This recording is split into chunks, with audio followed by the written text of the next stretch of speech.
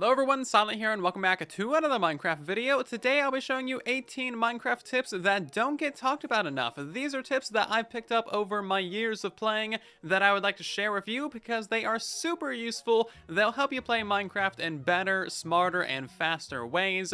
If there's any tips that you think I missed in today's video, then let us know in the comment section below. Let's get a whole thread of useful Minecraft information going, and maybe I'll even make a part 2 of this someday. But otherwise, let's jump into it.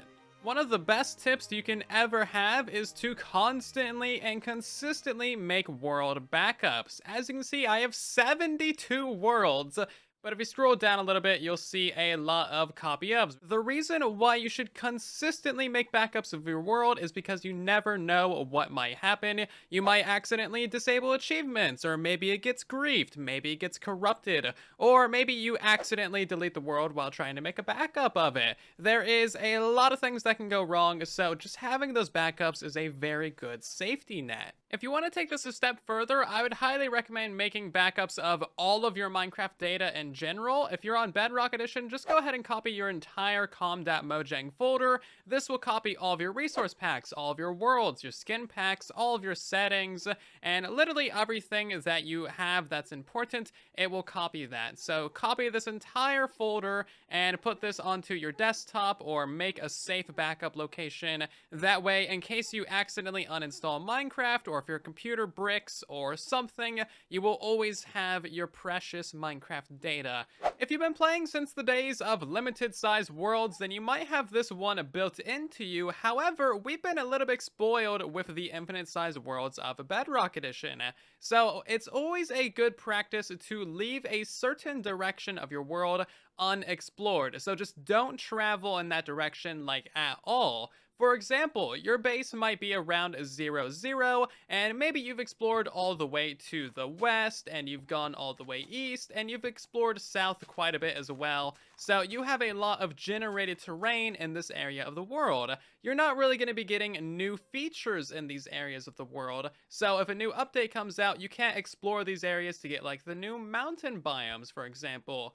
However, if you leave the northerly direction unexplored, you only need to go like a couple hundred or maybe only like 1,000 blocks to get brand new terrain, get the new caves, get the new mountains, or get whatever new features are being introduced in the newer updates. This is a very good idea. Not only does it reduce your world size and make it easier to handle and prevents your world from getting clunky and slow, but it also makes it extremely easy to get those new features when they are released. On the note of being smart about world exploration, this is something that I've recommended so many times, but use the website chunkbase.com. This is absolutely amazing for finding structures in your worlds. It works for Bedrock and Java, and as you can see, you can find all of these things.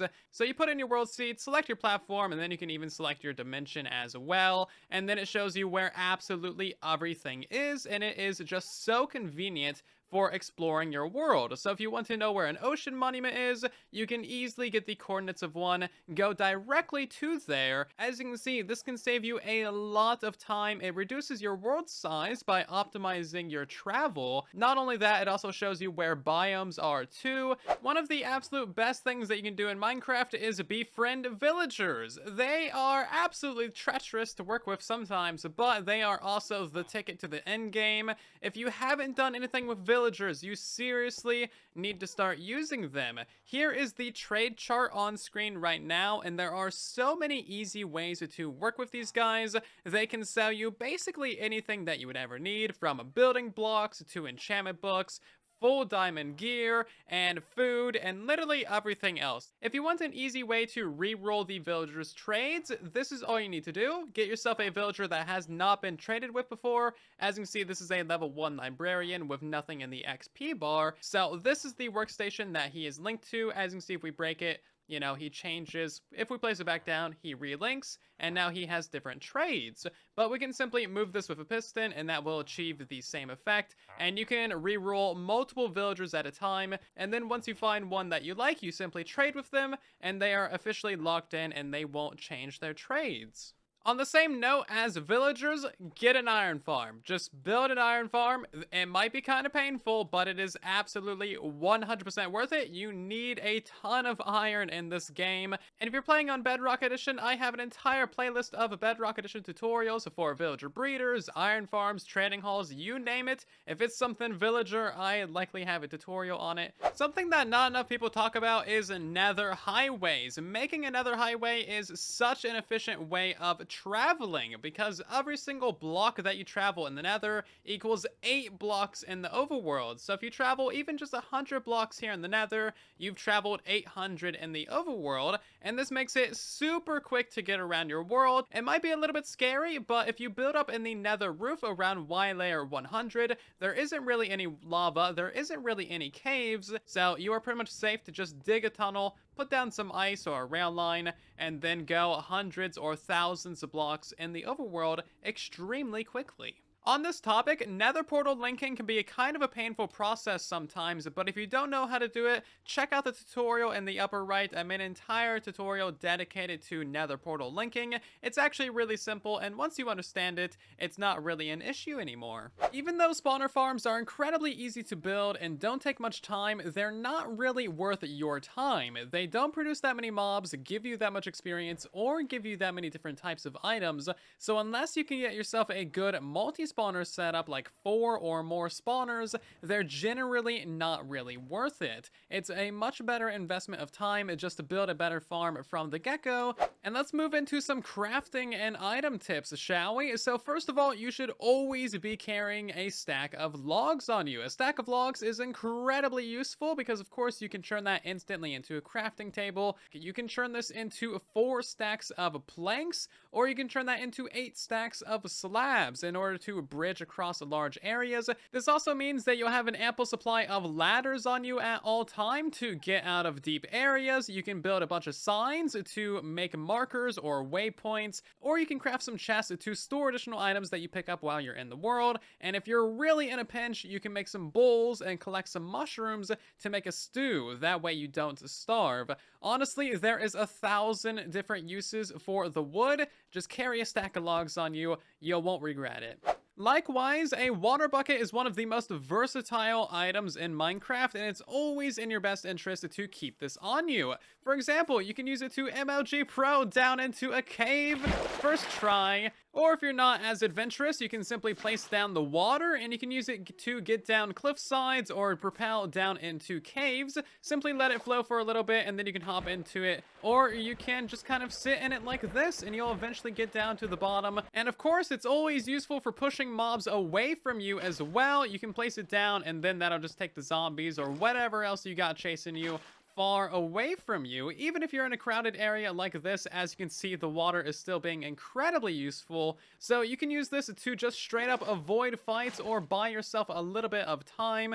Not to mention, you can use it to get away from Endermen whenever you happen to accidentally anger them. And of course, there's also the obvious reasons of dealing with lava. If you're stuck down a deep hole without any form of blocks or ladders, then you can also use it to get back up. You simply place it above you, swim up to the top, quickly pick it back up, and then place it back up above you again, and you can slowly elevator yourself up to the surface. It's a little bit painful, but it's better than nothing.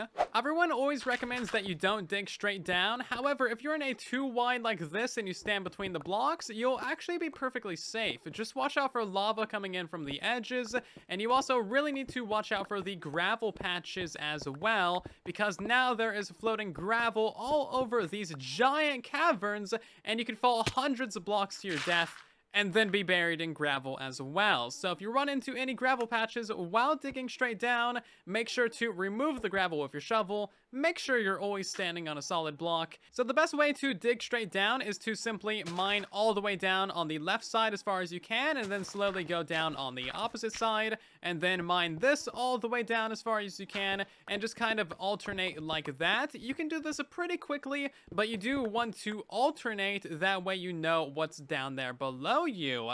And if you do this right, you'll basically never have any issues digging straight down. Another very good idea is to cookie cutter mass produce backup items and gear. That way, even if you die, lose everything in the void, or just chuck it all into a cactus, you always have a backup gear, and dying isn't really that big of a deal and doesn't set you back. Now, you might be thinking, this is a lot of work, it takes a lot of diamonds, it takes a lot of time to do this, and you're only mildly correct, because villagers can sell you every single piece of diamond gear, and they sell it to you for just a couple of emeralds once you get some villager curing going. So the toolsmiths can sell you diamond shovels and pickaxes. They can also sell you diamond hoes and regular axes.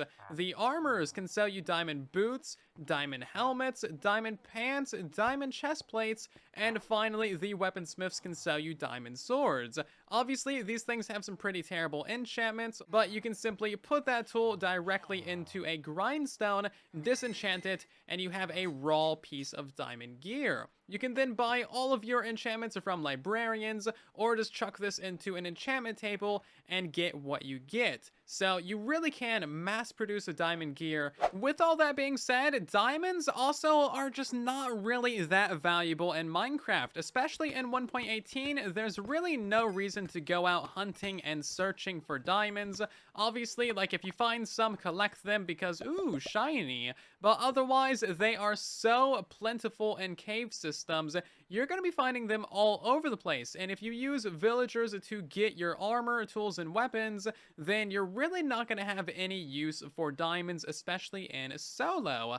If Mojang decided to add a consumable item or something that you had to craft a lot of using diamonds, then they would become valuable once again. But there's kind of like a whole deeper philosophical video that could be made on the value of diamonds and the non-existence of that value. I always forget this, but never throw away your enchantment books that have cursive binding on them. Even though they have binding on them, they can still be useful for your tools and weapons. So don't throw these away. Check out the other enchantments that might be on the book. As you can see, this one has Unbreaking and Mending, and of course we could put that on a chest plate, but then the binding would carry over. However, we can put this on a tool or a weapon, and that binding does not get applied. So it's still a very valuable book. You just need to use it for certain tools. Speaking of enchanting mistakes, never make the mistake of creating a mending bow. It sounds pretty great in principle because mending is obviously like the best enchantment in the game.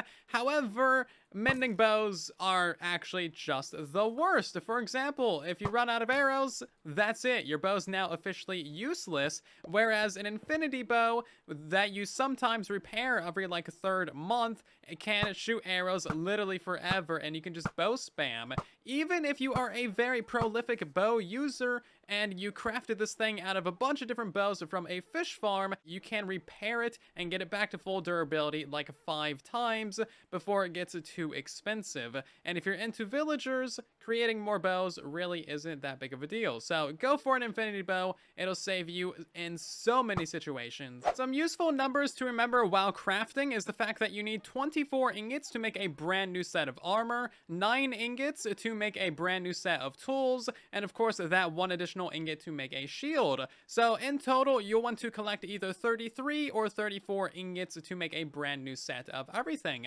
And with this, we can make a helmet, a chest plate, some pants, a pair of boots, a sword, an axe, a shovel, and a pickaxe as well. And then, of course, we still have an iron left over for a shield. So 33 ingots if you don't want a shield, and 34 ingots if you do. An incredibly important one to remember in the 1.18 update is the fact that you need exactly 2 logs in order to make a new stack of torches. So you turn those 2 logs directly into sticks, and then that gives you exactly 1 stack of torches. Once you run out, simply make a brand new stack and you're good to go for quite a while. A really important one for in-city raiding is to mark your raided in-cities. This is especially courteous on a multiplayer server. I would always put a pillar on the very top of the inn city. That way you can tell from afar that someone has been there. And I would also recommend that you destroy the center mast of the inn ship as well, because this is a very easy way to, first of all, get more blocks, and of course make it super obvious that someone has been to this inn city. And this also benefits you as well. As you can see, that mast is incredibly obvious, and that pillar of blocks is also really obvious as well. Even though they're made out of purpur, it's still super easy to see, and this is going to save you and other people that you play with a lot of time. It's a nice thing to do, and it just makes the inn raiding experience a lot smoother and prevents you from getting into an inn ship to realize that there's no elytra.